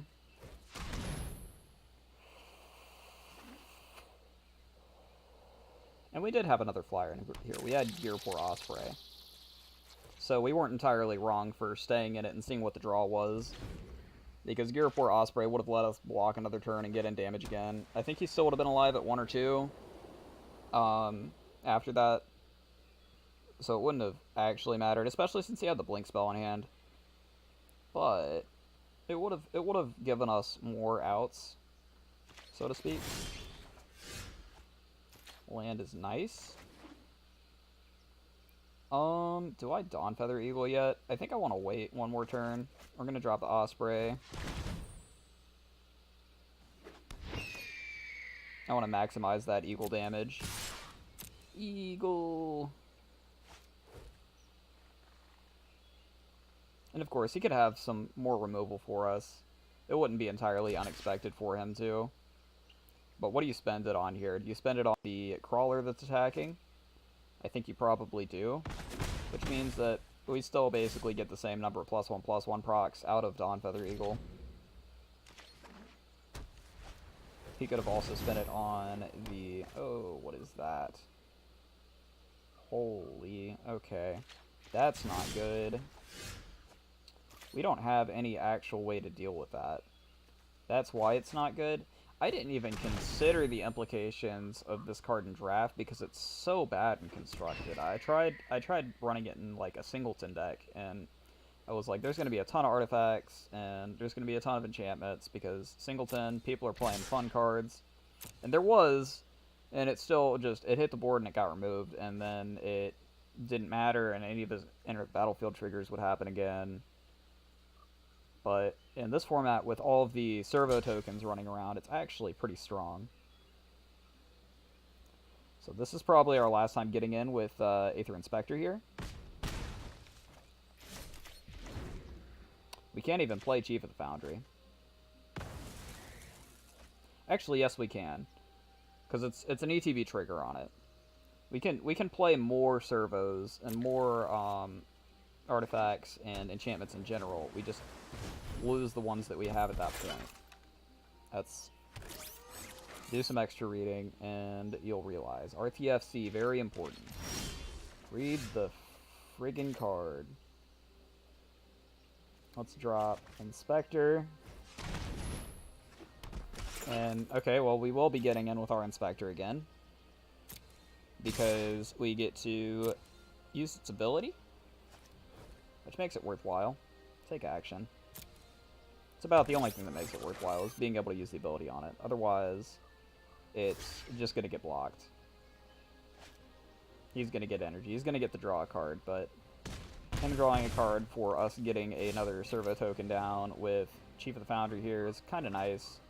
We're going wide enough that it's becoming worth swinging with all of our stuff again. As soon as we get this Foundry Inspector down. Could also do an eliminate the competition to kill some stuff, but I'm not looking for that right now. Ice over on Dawn Feather Eagle. Yep, we know you've got removal for those. That's not unexpected at all. Spire Patrol. That's a good flyer. Tap target creature opponent controls doesn't untap during the next untap step, so our flyers are tapped down for now. There's 8 planes. Glad that the game is letting us click and drag again. Let's see. Do we play Chief of the Foundry here? I think we do. I think it is better than eliminate the competition at this point. And I think we attack with everything. Because we're still at 20 health at the end of the day. Yep. Triggers do nothing. It's fine. Let's see if he makes some blocks. He might trade our servo. He's double blocking there. Okay. And he's blocking there. Your blocks are confused. My screen's confused about your blocks mostly. First here, yes. He's gonna let us get in for 2. That's fine. We knocked him to 7. He might block our Chief of the Foundry with Spire Patrol if we decide to swing in with it. We could also choose not to swing in with it. We could choose to sacrifice the Servo and Dawn Feather Eagle, actually, since Dawn Feather Eagle is iced over. But we can't sacrifice the Servo now because he has gotten... We can sack Dawn Feather Eagle still to kill his flyer. I'm kind of okay with that. Oh, Cogworker's Puzzle Knot's nice. We will do this turn. This is a Puzzle Knot turn. This is even a double Puzzle Knot turn. Yes. Let's see if he lets us get him with Osprey or if he blocks it with Spire Patrol.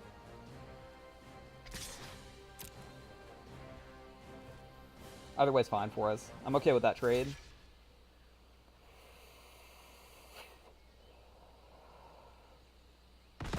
Yep. That's fine. We're still way wider than him on the ground right now, and we've got eliminated the competition for something. He's going to Thopter Rest our Chief of the Foundry. Yes, sir.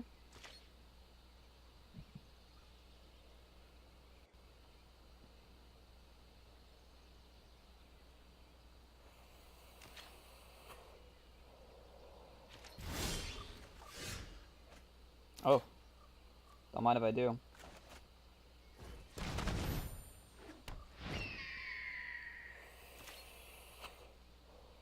Eagle.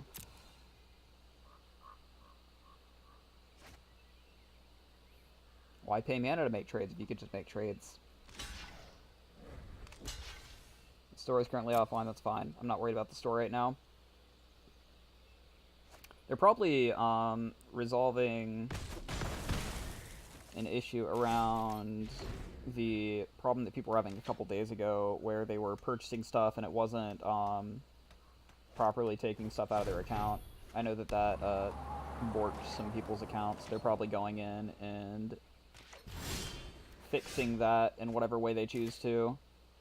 Alright, so we can eliminate both of these so that he can't crew this and then get in for 5, and that just wins, right?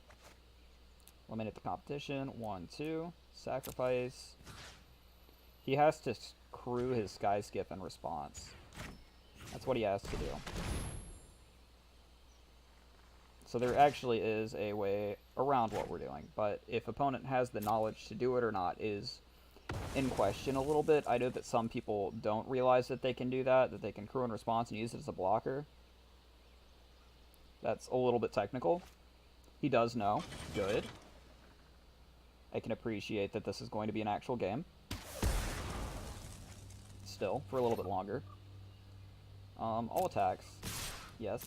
He has to probably block the Aether Inspector. Chomping against Dawnfeather Eagle is not very good for him. Not this turn. It will be in future turns, I think.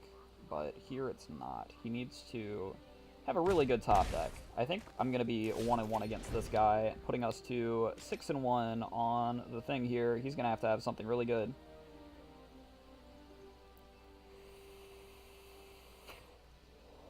That's the scoop. As soon as the game freezes up like that, you know. It's loading that animation. It's taking its time. Alright. Alright. Victory. We are almost out of silver. We're almost gold rank as far as drafting is concerned. Which makes sense, because we've had a bunch of really good drafts. 3 of our last 4 drafts have been at least 5 wins, including this one. The one that wasn't, I think we went like 2 or 3 wins, which isn't good. It's not good, but it was okay, and the deck was fun. I had fun playing it. That was important to me almost as much as going and winning the draft, is having a good time.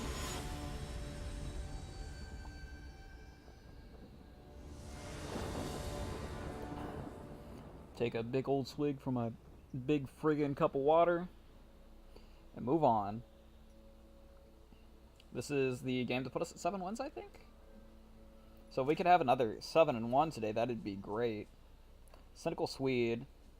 That name sounds familiar. I don't know if that guy, maybe streams? Maybe? I think we have to mulligan, which hurts here, because, like, this would be such a busted good hand if we had one more land and it was black. It'd be great, but we don't. Alright, we can keep this and scry for black land.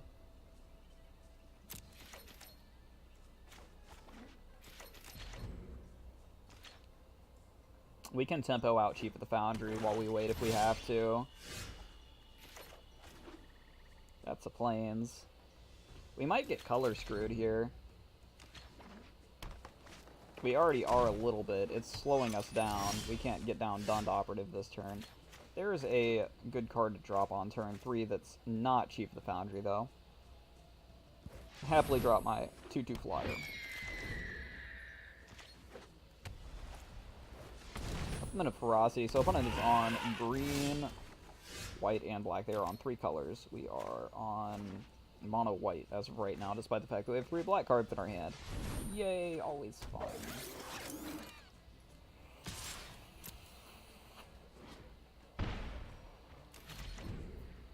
So he's going to get to sacrifice his implement to pump this guy up big enough that our Chief of the Foundry can't do anything to it. If he goes to combat first, it's a mistake. He can only sacrifice this at sorcery speed. But he's not doing that. He's being smart. Good.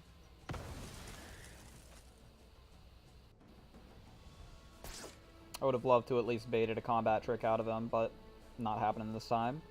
Let's see if he decides to get in or not. He might just hold it back as a blocker to stop us from getting in for 4. Because we did get out before he did. Inventor's Goggles. Okay. Probably not. He's probably going to equip that and he's going to go face. He's going to say, we're going to punch you in the face for 4. And we're going to be racing each other. That's what this looks like. This looks like a race. No blockers.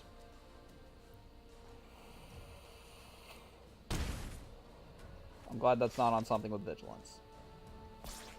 Oh, he gets to pump that. Oh my god, stop with the frickin' Plains. Literally anything else in my deck.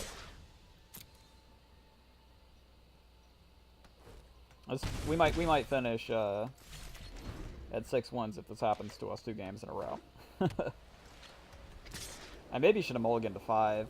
I had thought about it. It was definitely consideration. I didn't think about it super long. I maybe should have thought about it longer. At the end of the day. Aether Sphere Harvester. Oh, frig you. Rig you and your Harvester. Oh my god. No.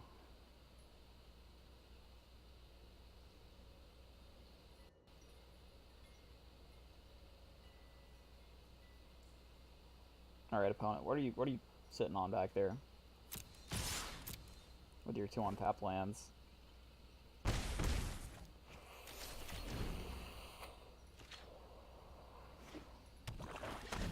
He's about to start winning the race because he's gonna either crew up Aether Sphere or he's gonna beat in for 5, and that's not gonna be good either.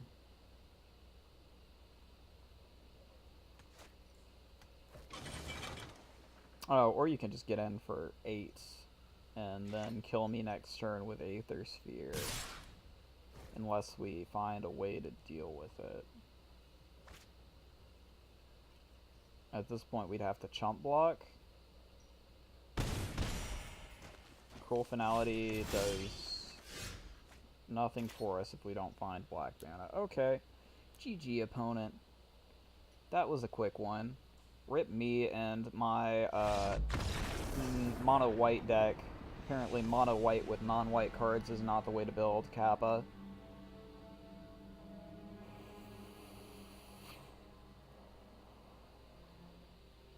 Feels bad, man. Alright. That's okay, though. We're still at 6-2. Like, even if we lose here, we get an extra 100 gems, essentially, out of what we put in. Or the equivalent of an extra 100 gems off of what we put in. We put in 5,000 gold. But it's equivalent to 750 gems as far as drafting quick draft is concerned. I don't know if that conversion's the same across all of their things. If the gem to in-game currency conversion's the same. I don't think it really is. But I could be wrong.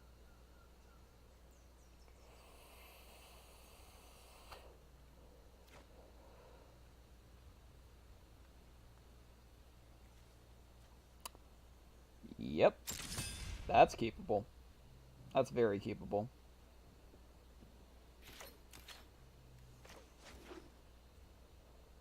Done to op, double Cruel Finality.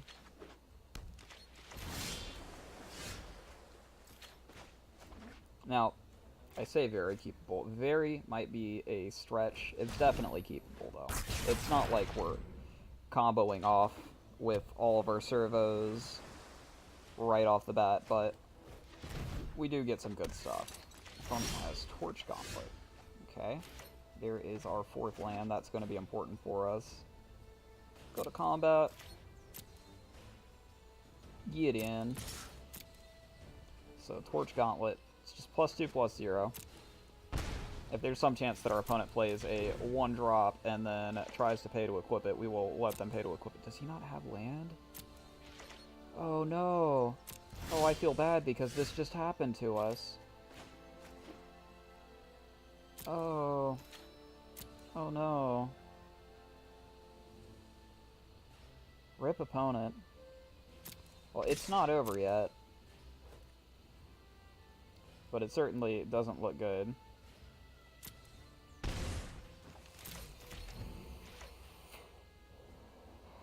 There is some chance that he, like, just hit end turn or something instead. Thriving Turtle, okay. Yep, gives you energy, resolve. Combat. Attacks. Blocks. Moikhorn. Well, Dawnfeather Eagle here is just as good as Cruel Finality as far as I can see, so we're gonna drop the birdie.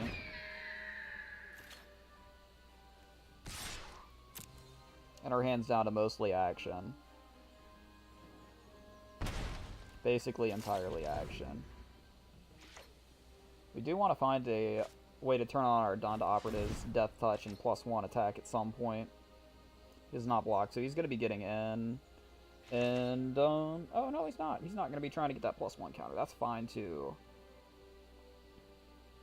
We're going to be looking at killing that with Cruel Finality next turn, I think. This is going to be the play. So we will play out that. We'll go to combat. Attacks. We will attack with everything.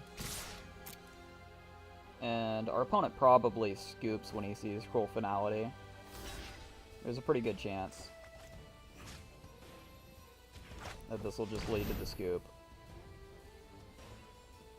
Bottom. Don't need that.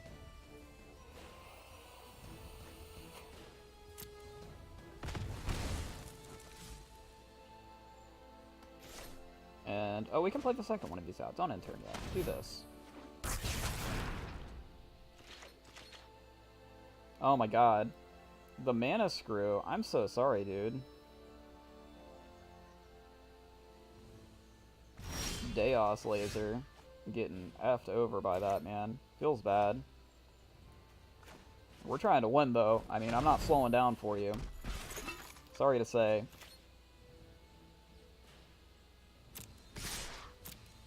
Give me that money.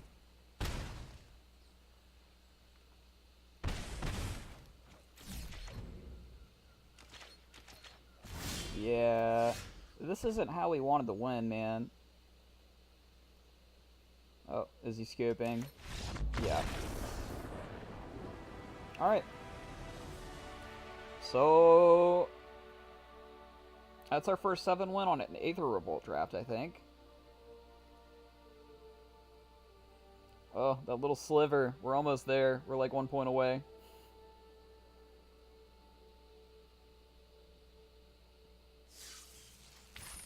Alright, so let's see. We got an Outland board. Cool. And claim prize. Give me my Aether Revolt packs, my 950 gems. Very cool.